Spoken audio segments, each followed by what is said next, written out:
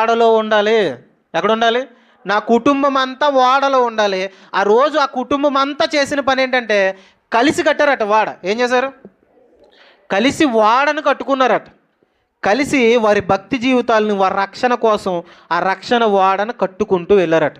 కుటుంబం అంతా ఐక్యత కలిగి ఉందనుకోండి, ఉగ్రత దినంలో అన్యులతో పాటు లేకపోతే వారితో పాటు మనం నశించిపోకుండా ఈ రక్షణ వాడని మనం అంతా కలిసి ఉన్నప్పుడు మాత్రమే ఏం చేయగలం? కట్టుకోగలం. అర్థమవుతుందా?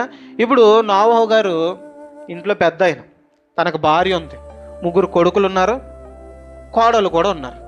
ఇప్పుడు సాధారణంగా మా అత్తగారికి కోడలకి ఏమవుదు, ఈ కోడలు పని చేయట్లేదు అనుకోండి, ఆ రక్షణ వాడ కడుతున్నప్పుడు వీళ్ళు మేము చెక్కలు అందించం అని అత్త కోడలు అందరూ గొడవ పెట్టుకున్నారు అనుకోండి, నోవహు గారు ఏం కట్టలేరు?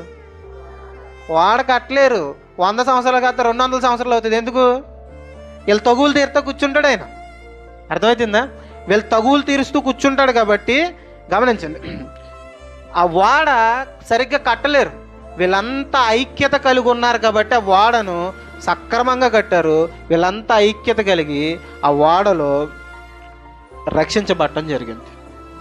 గమనించండి, మనమంతా కలిసి ఐక్యతతో ఉన్నప్పుడు మాత్రమే రక్షణ వాడని ఏం చేయగలం?